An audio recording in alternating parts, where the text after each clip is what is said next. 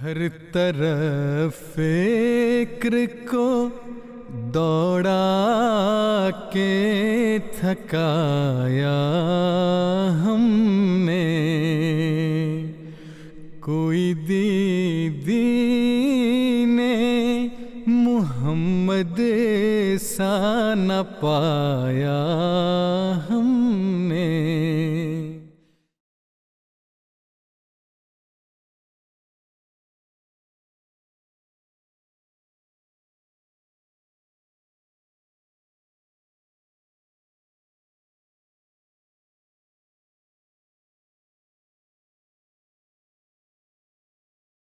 عن أبي سعيد قال: سمعت رسول الله صلى الله عليه وسلم يقول: من رأى منكم منكرا فليغيره بيده، فإن لم يستطع فبلسانه، فإن لم يستطع فبقلبه، وذلك أضعف الإيمان.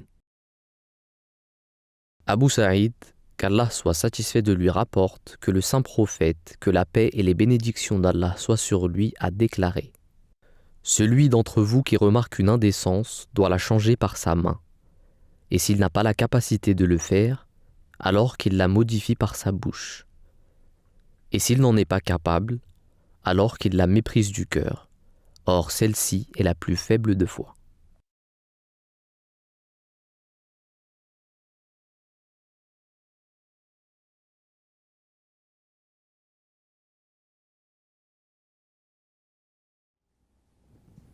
Assalamu alaikum wa rahmatullahi wa barakatuhu. Chers téléspectateurs, chères téléspectatrices, nous nous retrouvons une nouvelle fois pour une émission Lumière sur Hadith.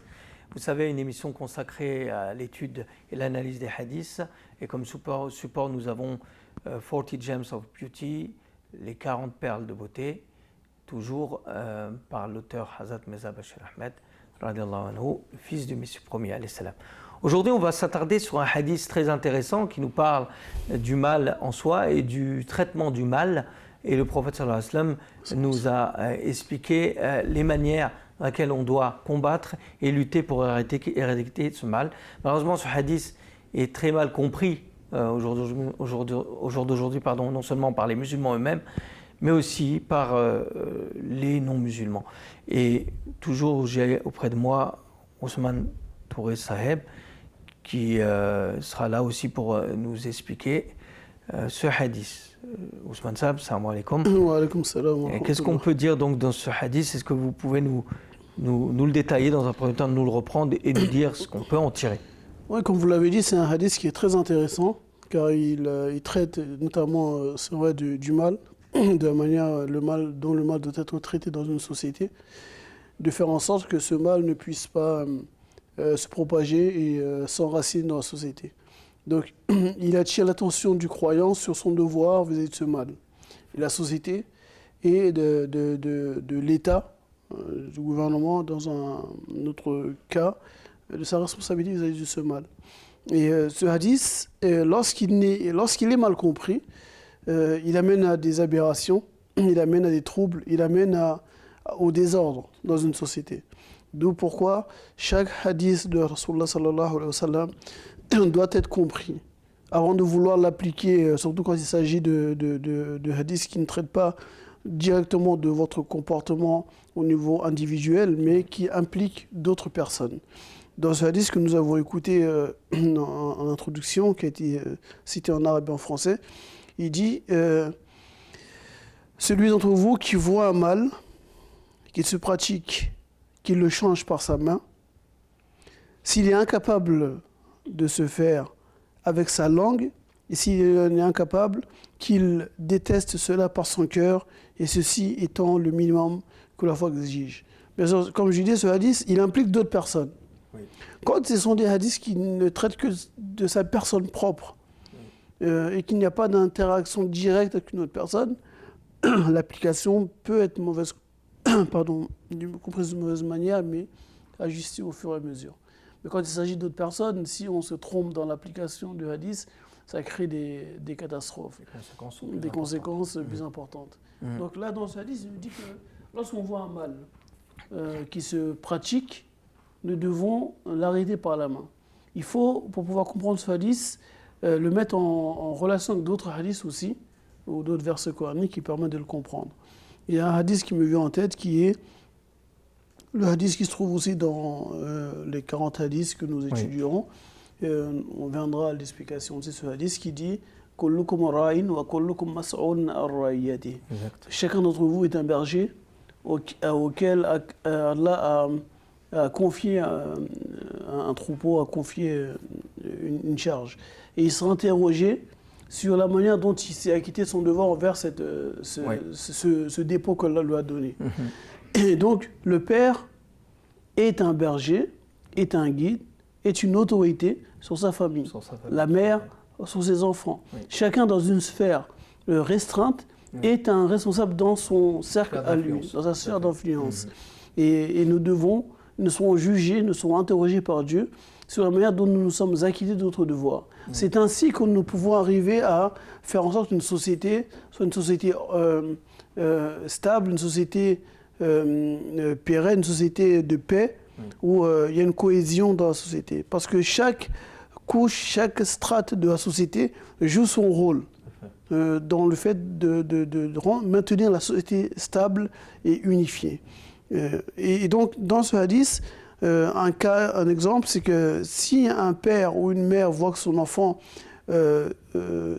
commence à avoir des mauvaises fréquentations, que ces mauvaises fréquentations influent sur son comportement à la maison ou bien envers ses camarades, ses concitoyens, à l'école ou autres, c'est à eux d'intervenir. C'est leur charge première, c'est à eux d'intervenir. Ce n'est pas une tierce personne qui, dans certaines sociétés, comme en Afrique, là où je suis né, nous avons une éducation de l'enfant qui est faite de façon communautaire. Ce n'est pas papa, maman qui vous a mis au monde qui font votre éducation, mais la communauté du village, familiale, proche ou même éloignée, participe à l'éducation de l'enfant. De sorte que, même ce que les parents ne voient pas, il y a l'oncle, il y a le grand-père, il y a le cousin, il y a tous les gens de la famille ou du village qui voient l'enfant faire une chose qui est mauvaise et qui vont le corriger. Corriger, je ne parle pas de corriger avec un bâton, non, mais rectifier l'erreur, le mal qu'il est en train de commettre, redresser ce mal de façon à ce qu'il puisse être... Mais ils ne pourront pas aller plus loin. Donc, c'est les parents qui doivent être vigilants vis-à-vis de leur propriété directe, qui est l'enfant, de façon à lui inculquer une bonne éducation, de façon à ce qu'il soit profitable à la société demain. S'ils ne le font pas, et que l'enfant devient une charge, devient un fardeau pour la société, devient un criminel, un voleur, devient tout ce qui est négatif pour la société, ils en seront les premiers responsables. Ensuite, à partir de là, ayant échoué dans leur premier rôle qui leur incombait, d'arrêter le mal par la main, c'est la société dans son ensemble qui va devoir jouer ce rôle. Non pas en arrêtant le mal par la main cette fois-ci, parce qu'ils ne pourront pas le faire par la main, mais ce sera la justice qui va devoir le faire, ce sera l'État, les dépositaires, ceux qui sont dépositaires de l'ordre public, à eux ensuite de faire en sorte que ce mal soit arrêté de façon à ce que ça n'influence pas, ça n'impacte pas la société dans son ensemble. Il y a certains mots que nous voyons dans la société et que malheureusement personne ne réagit. Personne ne réagit, personne ne dit rien, on voit la chose mais nous la laissons. Et c'est une chose qui finit par se généraliser dans la société. Elle devient un mal endémique qui s'est ancré. Et pour l'éradiquer, ça devient un vrai problème. À un point aujourd'hui, je prends le cas du cannabis qui est en train d'être légalisé parce qu'on ne sait plus quoi faire. Oui, parce qu'on ne sait plus, effectivement.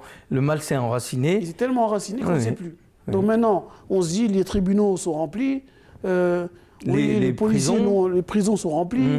Les policiers n'ont pas que ça à faire que d'aller arrêter un jeune qui fume du shit ou qui deal du shit. Donc, pour désengorger les tribunaux, on va mettre simplement une simple amende. Pour d'autres, on va le dépénaliser. Ça va devenir légal. D'accord. C'est parce que le mal, dès le début, nous n'avons pas... La société dans son ensemble n'a pas agi de façon à l'arrêter. N'a pas pris la mesure du mal. N'a pas pris la mesure du mal. N'ont pas vu les conséquences que ça pouvait avoir. Et tout le monde est dépassé aujourd'hui. Tout à fait. Aussi bien le père de famille et la maman qui vont voir l'enfant être dans un autre monde parce qu'il a fumé un joint, ils ne savent pas comment faire. Ils vont aller voir des médecins qui eux-mêmes aussi sont arrivés à une situation où le mal est tellement ancré, ils vont minimiser le problème. Oui, bon, ça fait un joint de temps en temps, c'est pas la mer à boire, entre guillemets. Mais ainsi de suite. Donc ça devient un fléau pour la société, et ça devient un vrai problème. On voit des règlements de compte dans certaines villes de France, dus à cette drogue. On l'appellera drogue douce, drogue forte, peu importe le terme qu'on donne, mais une drogue, où il y a des règlements de compte dessus. Et ça, il y a des familles qui sont détruites à cause de ça. Okay.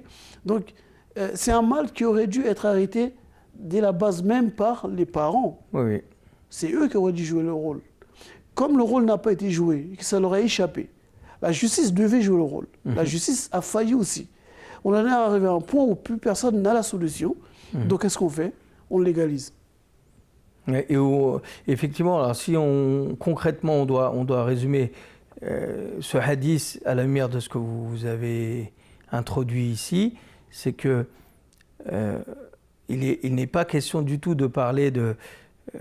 c'est pas simplement un hadith qui s'adresse aux personnes, aux musulmans au niveau individuel, mais il touche toutes les strates de la société. Donc il touche la réforme au niveau national, la réforme au niveau familial et la réforme individuelle. Et si, quand vous avez fait le comparatif effectivement avec le prophète Hassan qui a schématisé ça par la responsabilité, que chacun a sa responsabilité vis-à-vis de son troupeau respectif et que chaque sphère respective doit jouer son rôle d'influence, de supervision. Donc la première responsabilité ici dont on parle, où on peut imposer une certaine autorité, elle est l'autorité parentale en ce qu'il s'agit par exemple de la responsabilité morale, physique et spirituelle de superviser le truc. Et si on constate effectivement une attitude qui tend à montrer un mal qui naît, alors on doit superviser et l'éradiquer par l'autorité qui est la nôtre. Ensuite, effectivement, l'étape qui concerne les dépositaires de l'État et de l'ordre public, à savoir les forces de police, quand il s'agit de mettre de l'ordre dans la société, puisqu'il y a par exemple dans le cas des émeutes ou d'autres cas de dérapage, de criminalité ou autre, où vous avez les dépositaires de l'État qui vont faire des décrets de loi et la justice qui va cadrer, mettre une structure pour empêcher effectivement les citoyens.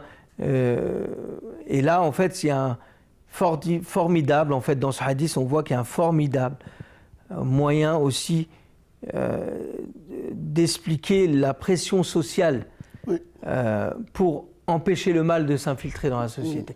Donc l'opinion publique, donc tout ce qui va jouer en faveur de décourager un individu qui risque de perdre la face auprès de l'opinion publique s'il agit de telle ou telle manière. Donc non seulement faire attention à éradiquer le mal, mais faire attention aussi que le mal ne se banalise pas. Tout à fait. C'est surtout ce qui se passe aujourd'hui, c'est que le mal s'est banalisé. On arrive à l'exemple que vous avez cité, mais ce n'est pas le seul, où on est obligé de voter des lois pour banaliser et légaliser les drogues douces, ou bien minimiser aussi, parce que c'est aussi ça, minimiser un certain type de criminalité. Je pense par exemple à certains criminels qui tuent, violent et assassinent des enfants ou autres, qui finalement n'ont pas la mesure dissuasive pour le large public, l'empêcher de recommencer, pour empêcher lui-même et les autres d'avoir recours à ce mal. Oui, vous avez, là c'était sur la première partie qui concernait d'arrêter le mal par la main. Oui. J'ai un autre exemple sur ça, c'est les crimes de sang. Une personne, on a ça dans certains pays où le père a été tué par quelqu'un, par des guerres familiales, ou dans un braquage, une personne a tué l'autre personne, le fils ou l'oncle. et connaît la personne, il va se venger, il va se faire justice. On a dans l'exemple dans les tribus, dans les sociétés arabes, où il y a certains pays comme le Yémen ou d'autres, où ces crimes de sang ne s'arrêtent pas. Oui. Ça continue, c'est sans fin. C'est sans fin. Il a tué notre famille, doit tuer quelqu'un de chez eux parce qu'ils ont tué quelqu'un de chez nous. C'est des choses qui ne s'arrêtent pas. On n'a pas que dans le Moyen-Orient, on a en Europe aussi, dans certains pays d'Europe, où c'est leur histoire montre ces règlements de compte familiales qui continuent. Donc ce sont des choses sur lesquelles l'islam vient dire stop à ça.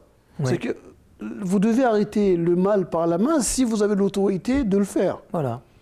Quelqu'un a tué un membre de ma famille, ça peut être quelqu'un de très proche tel que mon père ou tel que ma mère, je n'ai pas le droit d'arrêter ce mal par la main.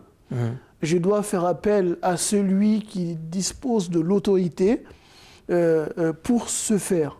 Et à savoir, ça va être dans ce cas-là les forces de sécurité de l'État, les forces de police ou autres, mais l'État, qui va, dans ce cas-là, maintenant faire des enquêtes, établir le mal qui a été fait, juger. Justice soi-même, C'est comme ça qu'on rend une société stable, avec des lois, de l'ordre. Mais nous n'avons pas le droit. Islamiquement, c'est interdit. Il n'y a aucune règle islamique qui permet à soi-même. Il y a le crime du sang en islam. À savoir, celui qui tue une personne doit être... Mais ce n'est pas à soi-même d'aller faire appliquer la mort à la personne. C'est l'État qui doit faire sa justice, condamner ou acquitter la personne. Si l'État l'a acquitté malgré qu'il était coupable. Bien sûr, en relation avec l'accord de la famille, si la famille pardonne ou s'il y a un droit de dédommagement, évidemment. Mais dans tous les cas, le hadith il vient dire ici que c'est ceux qui ont l'autorité de le faire qui peuvent agir. C'est pas arrêter un mal, parce que le hadith a dit j'arrête le mal, moi je vois une personne a tué quelqu'un, moi aussi je prends mon arme, je la tue. Alors, effectivement, mais ça n'empêche que même ce hadith-là, il s'applique aussi au niveau individuel parce que, par exemple, il est aussi malvenu qu'un musulman assistant à une scène où un crime va être commis, notamment un meurtre, ou qui n'interviennent pas pour arrêter ce mal, pour éviter justement ce qu'on appelle la non-assistance à personne en danger. Mais évidemment, elle est inclue aussi dedans. Elle est inclue dedans. Mais toute proportion gardée. Voilà, c'est pour ça qu'il faut bien réussir il ne s'agit pas d'assister à une scène de manière passive. On doit agir selon, en fait, dans le cadre de la loi. Voilà, tout à fait. Dans le cadre de ce que la loi nous permet. Voilà. Que nous soyons d'accord avec la loi du pays en vigueur ou non. Que nous soyons musulmans et la loi qui est appliquée n'est pas une loi musulmane, peu importe. Le pays dans lequel vous êtes, elle a une loi qui encadre telle chose. Vous devez faire les choses selon la loi de ce pays-là. Si vous n'êtes pas content de cette loi, le Coran nous donne la possibilité, il dit quittez-le. Quittez, oui, tout à fait. Est-ce que la terre de Dieu n'est pas assez vaste? Oui, tout à fait. Si vous n'êtes pas content de leur manière d'appliquer la loi, et que vous pensez qu'ils font erreur, soit vous supportez leur loi, soit vous quittez leur pays pour être dans un pays où vous pensez que la loi en question sera mieux appliquée. Tout à fait. Libre à vous de le faire. Et chaque pays a le droit d'appliquer une loi qui lui convient. Celui qui veut appliquer la loi charia de sa manière dont il le comprend, tant que c'est une loi acceptée par la société et qu'elle accourt sur tout le monde, sans exception, cette loi est une loi. Celui qui ne veut pas cette loi, il n'a pas le droit il ne peut pas se rebeller contre cette loi. Il quitte le pays en question, il va ailleurs. Bien sûr. Voilà, et je défie d'ailleurs beaucoup de ceux qui pensent comme ça de nos frères musulmans, de voir aussi dans leur propre pays si islamiquement les lois présentes dans ces pays-là sont éloignées de l'islam ou pas. Beaucoup se plaignent des lois en France, mais ils savent très bien que leur propre pays, les lois ne sont pas appliquées correctement. Tout à fait. Et donc là, il y a clairement une rupture. La deuxième chose, c'est si cela n'est pas possible par la main, c'est par la parole. Voilà. Donc, il dit Man ara minkum munkaran falyughayyir biyadihi fa in lam yastati fa bilisanihi, par la parole. Au moins, si nous voyons une personne qui commet un mal, nous ne pouvons pas arrêter le mal en question. Au moins d'intervenir en essayant de parler, de parlementer avec la personne, d'essayer de la faire prendre conscience du mal qu'elle fait. Okay, je vois une personne qui est en bas de chez moi, c'est un exemple. Je vois un jeune ou un groupe de jeunes qui sont en bas de chez moi toute la journée en train de dealer. C'est pas je passe devant eux toute la journée, bonjour monsieur, madame, bonjour messieurs, vous allez bien, et je m'en vais. Je ne fais que que les aider à continuer. Par contre, sans mal parler aux personnes, en parlant avec eux, en leur expliquant la situation difficile dans laquelle ils mettent tout le bâtiment en mauvaise situation. Là, il y a des enfants qui viennent, qui voient ça. Ce sont des jeunes, certes, mais ils sont intelligents aussi, ils vont comprendre. Toute la manière aussi de s'exprimer, la manière dont on s'exprime à leur égard. Mais dans tous les cas, le croyant doit, s'il ne peut pas arrêter une chose par la main, parce que la justice ne lui permet pas de le faire, dans ce cas-là, il doit agir avec la langue. Parler, dissuader par cela. Faire des séminaires, des colloques, intervenir à la télévision, dans les sphères d'influence, dans les journaux, dans les médias, écrire, de façon à dénoncer ce mal. Ou même la mosquée, parce que la mosquée peut être un formidable... Tout à fait. La mosquée est un moyen, comme là nous le faisons à travers l'explication des hadiths, qui permettent à chacun de comprendre où est-ce qu'il en est par rapport à ces choses et comment il devrait arrêter ce mal qu'il commet, même s'il n'en avait pas conscience. Il en a conscience en entendant un prêche qui est fait. Et c'est à ça que d'ailleurs servent les mosquées. Elles servent à éduquer la communauté musulmane, à être des meilleurs citoyens, des bons croyants, des meilleurs citoyens profitables à l'humanité, à leurs concitoyens. Ça, c'est la deuxième étape, d'arrêter le mal par la langue, ce qui est un degré encore en dessous de la première. Et nous le voyons aujourd'hui, c'est que nous pouvons, cette deuxième pratique est à portée de tout le monde. Toute personne bien intentionnée qui a un amour de sa patrie et qui veut une amélioration de la société, de son quartier, de son bâtiment, avec ses voisins. Admettons, on a un voisin dans le bâtiment qui passe son temps à mettre la musique à fond alors que les bébés dorment. C'est des situations que j'ai bien connues. Que beaucoup de gens ont connues. Ou un voisin fêtard qui fait la soirée dans un immeuble, toute la soirée, la musique à fond jusqu'à 4h, 5h du matin. Ok, si la justice n'arrive pas à faire quelque chose, avant même d'aller jusqu'à la justice, ce serait au moins de parlementer, discuter, inviter les personnes. Parfois, inviter à la maison, s'asseoir, discuter avec eux, suffit. Le respect qui est instauré à ce moment-là dissuade la personne de mettre la musique à fond, eu égard au respect qu'il a pour vous. Mais si avec vos voisins, vous ne vous connaissez pas, il n'y a même pas de bonjour entre vous. Vous montez, vous descendez par les mêmes escaliers, par le même ascenseur. Tout à fait. Mais il n'y a aucun contact. Comment le respect peut s'instaurer? Comment il peut y arriver à avoir ce lien de gêne vis-à-vis de l'autre? Je ne veux pas déranger mon voisin. Mais si vous avez des bons contacts, je vous connais, vous me connaissez, vous avez besoin de moi, vous m'appelez, je vous aide. Je vous invite à la maison, vous m'invitez à la maison. Même si on ne s'invite pas, au moins on se voit dans la rue, dans le bâtiment. Bonjour monsieur, puis-je vous aider? Des choses basiques, ce qu'il n'y a plus dans la société actuellement. Vous voyez des bâtiments de 2-3 étages et les gens ne se calculent pas. Ils ne se disent pas bonjour. Ils ne se disent même pas bonjour. On voit ça que, encore une fois, dans les quartiers, dans les cités où la forte majorité immigrée, où ils ont cette habitude de se dire bonjour. Bonjour, même si on ne vous connaît pas, c'est normal de dire bonjour à une personne. On ne peut pas passer devant une personne sans lui dire bonjour. Donc c'est comme ça qu'on peut limiter les choses. Mais encore une fois, chacun doit jouer son rôle. Les voisins, dans leur propre quartier, doivent parler aussi. Quelque chose ne va pas, il faut en discuter. Dans les cercles de quartier, il y a les trucs de voisins, des associations de voisins maintenant. Tout ça, ça favorise. Maisons de quartier, exactement. Qui favorise le fait de diminuer la criminalité dans le quartier même. À chacun de prendre sa responsabilité. On ne peut pas tout mettre sur le dos de l'État.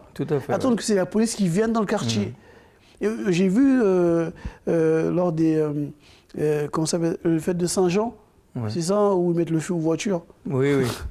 Et, des familles de quartier qui descendaient pour parler aux jeunes la nuit de la Saint-Jean pour éviter que les jeunes mettent le feu aux voitures. C'était de très bonnes initiatives qui permettent justement d'apaiser les choses. La police, dans certains quartiers, elle ne va pas permettre d'apaiser, mais ça va créer un esprit de défiance. D'où pourquoi les gens du quartier eux-mêmes, dans le bâtiment eux-mêmes, dans les cités eux-mêmes, doivent prendre à bras le corps et appliquer ce hadith. Si vous ne pouvez pas arrêter par la main, faites-le au moins par la parole. Et la dernière partie, qui est celle que si même par la parole, vous n'y arrivez pas, à cause de raison quelconque, que vous ne pouvez pas le faire. Dans ce cas-là, votre cœur, par le cœur, vous devez avoir un dégoût de ce mal, un rejet de ce mal. Mais ça ne signifie pas non plus que vous avez simplement le dégoût Et quand vous voyez le mal en question, Une situation passive. voilà, vous avez une situation passive devant. Non. Vous devez vraiment rejeter cette chose. Et une chose qui est très importante dans ces 3 éléments, c'est la prière. Oui. La prière est un élément central pour le croyant dans cette chose. Oui. On peut avoir des altercations à cause du fait qu'on a pu parler avec des jeunes sur certaines choses, une personne, pas des jeunes forcément, mais des voisins ou des gens qui ont fait un mal, et ces choses ont très mal passé. On a été frustrés dans notre fierté, dans notre dignité d'homme, et on se dit, on ne sait pas quoi faire. Mais la prière permet de faire changer le cœur des gens. Tout à fait. La prière, c'est cette invocation, cette supplication sincère et pris d'empathie pour l'autre, Voilà. qu'on adresse à Dieu Oui. afin de faire changer la situation. Tout à fait. Et comme on l'a dit dans Saint-Coran, ولا تستوي الحسنة ولا سيئة ادفع بالتي هي أحسن فإذا الذي بينك وبينه عداوة كأنه ولي حميم فما يلقاها إلا الذين صبروا وما يلقاها إلا ذو حظ عظيم. Il dit rejette le mal par ce qui est du meilleur, tu vois que celui qui est ton ennemi acharné deviendra ton ami chaleureux. Et cela n'est pas difficile pour celui qui fait preuve de patience. Oui, oui. Okay? Donc, il est très important que le croyant comprenne ces hadiths, ces paroles-là, car en vérité, elles sont le tafsir. Tous ces hadiths que nous avons dit ne sont que l'explication du Saint-Coran. C'est comme ça qu'il faut comprendre le hadith. Tous les hadiths de Rasulullah sallallahu alayhi wa sallam ne sont rien d'autre que l'explication des versets du Coran. Tout comme le Nouveau Testament, en vérité, ne sont que les paroles explicatives de Jésus concernant les enseignements contenus dans la Torah. Oui. Donc les hadiths du prophète sallam sont vraiment comment, au jour le jour, nous devons pratiquer, mettre en pratique les versets, les 700 ou 700 et quelques commandements du Saint-Coran. C'est le tafsir. Et le prophète lui-même, sallallahu alayhi wa sallam, il était la personnification du Saint-Coran. C'est ce que Aïcha radiallahu anha, elle a dit quand on lui a posé la question concernant Rasulullah sallallahu alayhi wa sallam, qui était-il? Elle a dit c'était le Saint-Coran personnifié. Oui. Donc c'est ça, le hadith c'est ça. Sa sunna c'est ça, c'est le Saint-Coran. Et là nous avons encore un exemple que le croyant ne doit pas être dans une situation où le mal, il le voit, mais il reste passif face au mal. Oui, ben là c'est excellent parce que on voit bien que l'islam aussi est une religion réaliste. C'est une religion de pratique aussi, dans le sens où pour chaque mal, on va avoir un antidote et une méthode.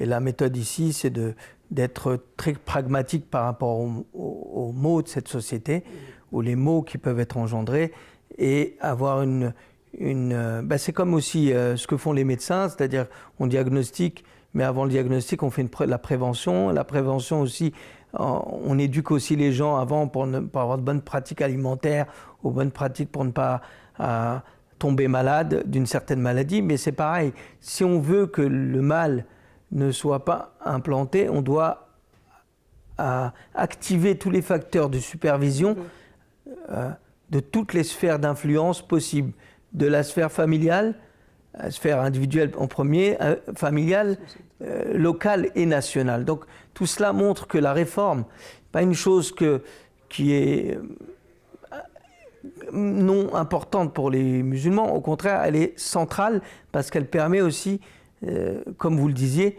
d'assurer la paix et la cohésion dans la société. Et ça nous évite effectivement tous les débordements que nous avons dans nos sociétés modernes. Et là, en l'occurrence en France, tout ce qui se passe comme exactions, criminalité, abus, mal, on n'est même plus conscient, banalisation du mal sous toutes ses formes, à tous les niveaux.